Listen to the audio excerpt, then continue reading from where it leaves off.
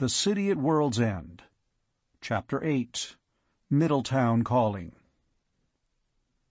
When Keniston awoke, he lay for some time in his blankets looking around the great room, with the same feeling of unreality that he felt now each morning. It was quite a large room, with graceful curving walls and ceiling of soft-textured ivory plastic.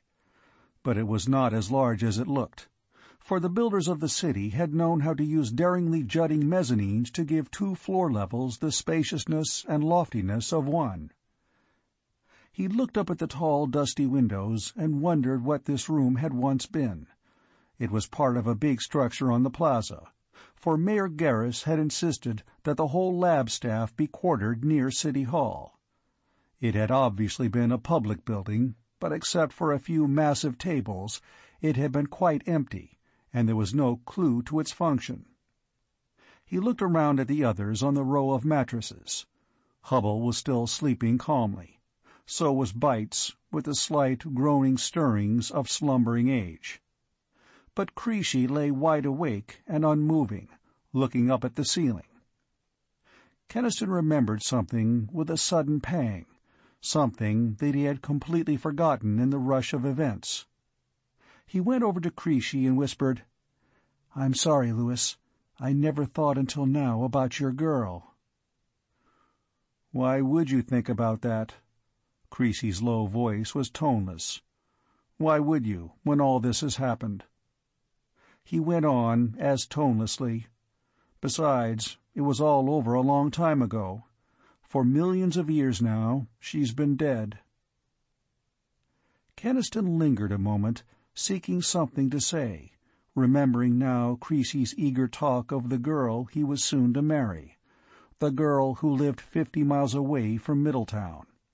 He could find nothing to say. Creasy's tragedy had been repeated many times among these people, the mother whose son had gone to California, the wife whose husband had been upstate on a business trip, the lovers, the families, the friends, divided forever by the great gulf of time. He felt again a great thankfulness that Carol had come through with him, and a renewed determination to hold her against anything.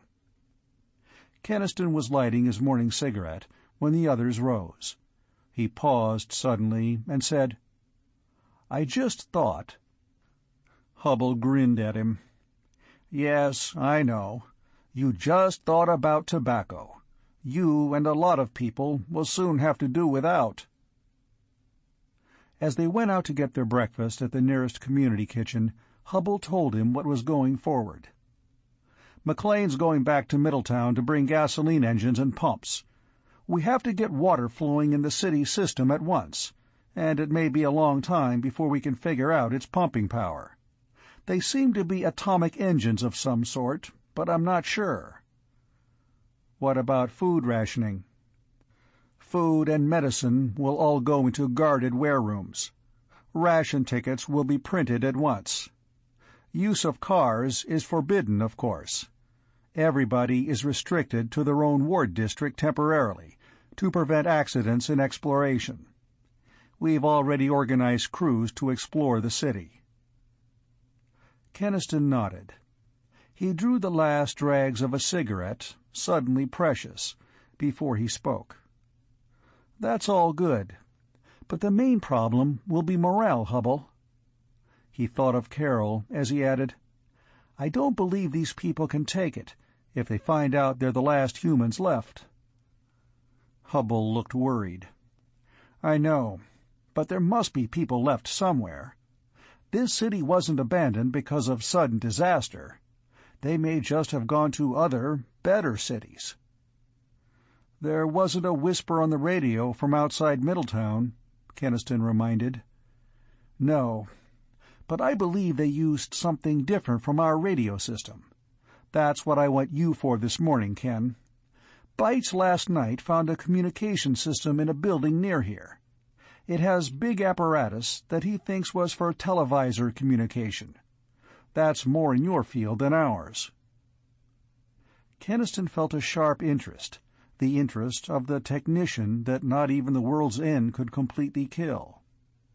I'd like to see that."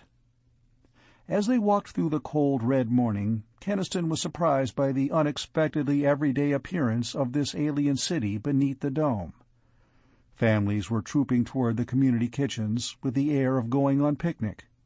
A little band of children whooped down the nearest street, a small, woolly dog racing beside them with frantic barking.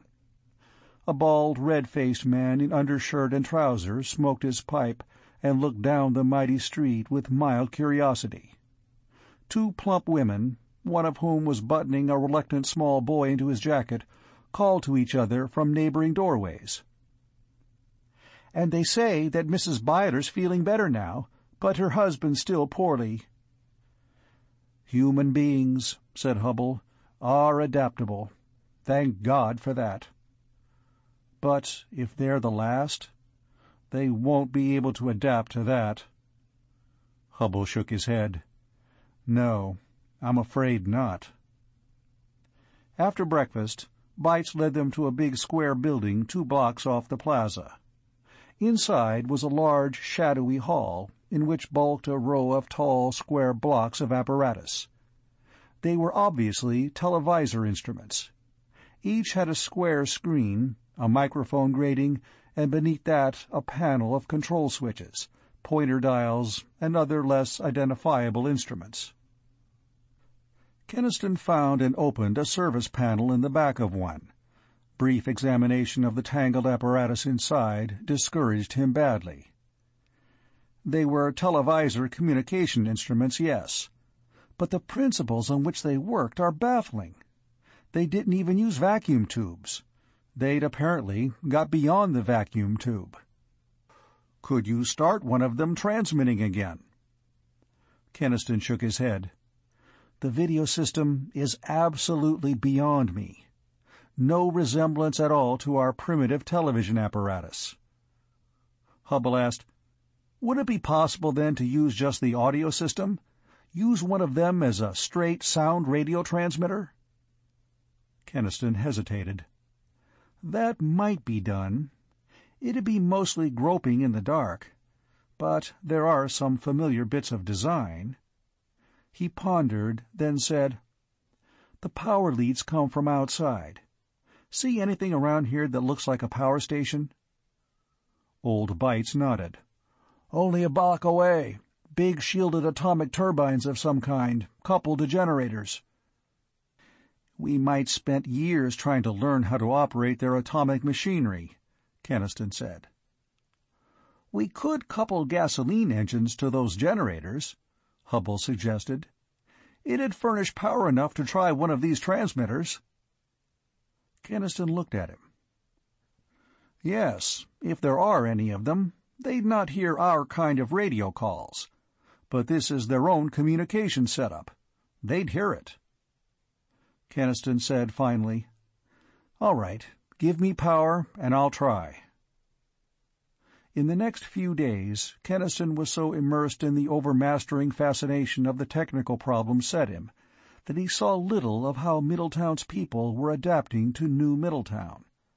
He could hear the trucks rumbling constantly under the dome, as McLean indefatigably pushed the work of bringing supplies from the deserted town beyond the ridge.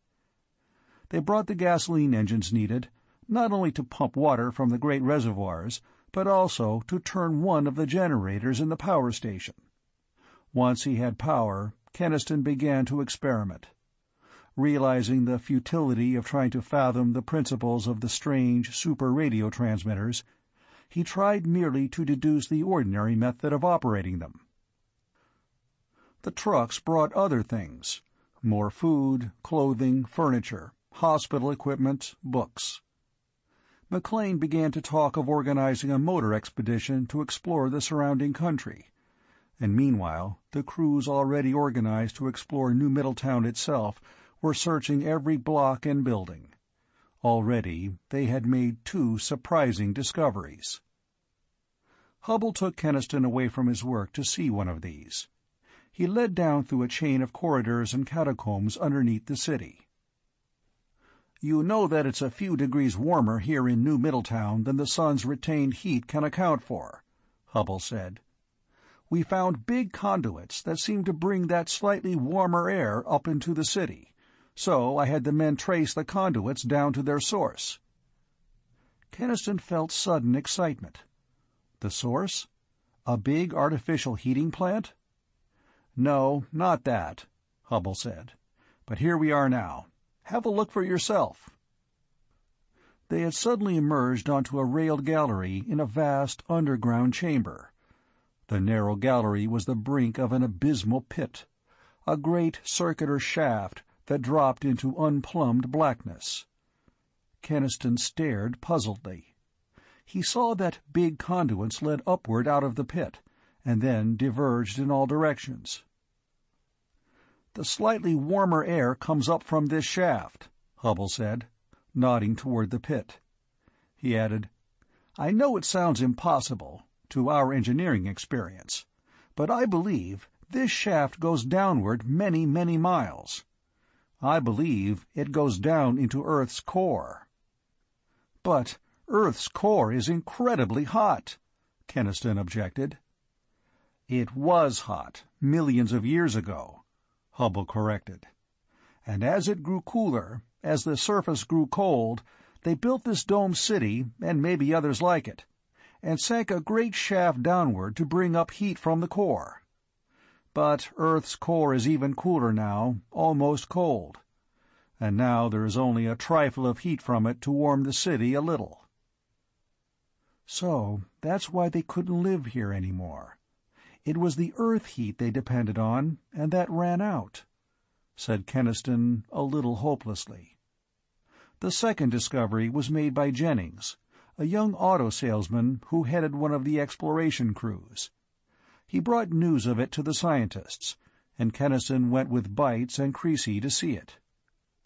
It was simply a big, semicircular meeting hall in one of the larger buildings, with tiers of several hundred seats.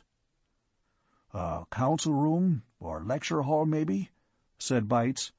"But what's unusual about it?" "Look at those seats in the second tier," said Jennings. They saw then what he meant. The seats in that tier were not ordinary metal chairs like the others. They were different from the chairs, and different from each other. Some of them hardly looked like seats at all. One row of them were very wide and flat and low, with broad backs that flared in a little inward. Another row were very narrow seats that had no backs at all. Still, others looked a little like curved lounging chairs, but the curve was an impossibly deep one. "If they're seats," said Jennings, "they weren't intended for ordinary human people to sit in." Keniston and the others looked at each other, startled. He had a sudden, grotesque vision of this hall crowded with an audience partly human and partly... what? Had humanity, in the last ages, shared the earth with other races that were not human? "We are all jumping to conclusions." Bites' voice broke the spell. "They may not be seats at all." But, he added to Jennings as they left, "Better not tell the people about this. It might upset them." What the other exploration crews had found was summarized in a short speech by Hubble at the big town meeting of Middletown's people held in the plaza on Sunday afternoon. There had been church services that morning, services without bells or organs or stained glass, but held in lofty, shadowy rooms of cathedral solemnity. The first town meeting of New Middletown followed. Loudspeakers had been set up so that all in the big plaza might hear, and Mayor Garris, an older-looking, humbled Mayor Garris, spoke to them. He was stumblingly encouraging. The ration system was working well, he told them. There was no danger of starvation, for hydroponic farming would soon be started. They could live in New Middletown indefinitely, if necessary. "Dr. Hubble," he added, "will tell you of what was found in New Middletown by the exploring crews." Hubble was concise. He emphasized first that the original inhabitants of New Middletown had apparently left it deliberately. They took their personal belongings, their books, their clothing, their smaller apparatus, instruments and furnishings. What they left were things too massive for easy transportation. That includes certain machinery which we think was atomically powered, but which must be studied with great care before attempts at operation can be made. We feel sure that, in time, study will make it possible to use all such equipment." Mayor Garris rose to add eagerly, "And at least one piece of equipment is now ready to use. Mr. Keniston has got one of the radio transmitters here going, and will now start calling to contact the other people of Earth." A great cheering rose instantly from the gathered Middletowners. Keniston, after the gathering broke up, found himself besieged by excited questioners. Yes, they would start calling right away. He was worried when he got a moment alone with Hubble. Garris shouldn't have announced that. These people are dead sure now that we'll soon be talking to other peopled cities. Hubble looked worried too. They're so sure there are other people that it's only a matter of contacting them. Keniston looked at him. "Do you believe there are any others? I'm beginning to doubt it, Hubble. If they couldn't live in this city, they couldn't live anywhere." "Perhaps," Hubble admitted uneasily. "But we can't be sure of anything. We have to try, and keep trying." Keniston started the transmitter that night, using it for only 10 minutes each hour to conserve gasoline as much as possible. "Middletown calling," he spoke into the microphone. "Middletown calling." No use of adding more. They could not yet operate a receiver to hear an answer. They could only call to make known their presence, and wait and hope that any others left on dying Earth would hear and come. Crowds watched from outside the door as he called. They were there through the night, when Bites took over, and there again the next day and the next. They were quite silent, but the hope in their faces made Keniston sick. He felt, as another day and another passed, the mockery of the words he kept repeating. "Middletown calling." Calling to what? To an Earth dying, devoid of human life, to a cold and arid sphere that had done with humanity long ago? Yet he had to keep sending it out, the cry of man lost in the ages and seeking his kind, the cry that he felt there were no ears on Earth to hear. Middletown calling, calling. End of Chapter 8.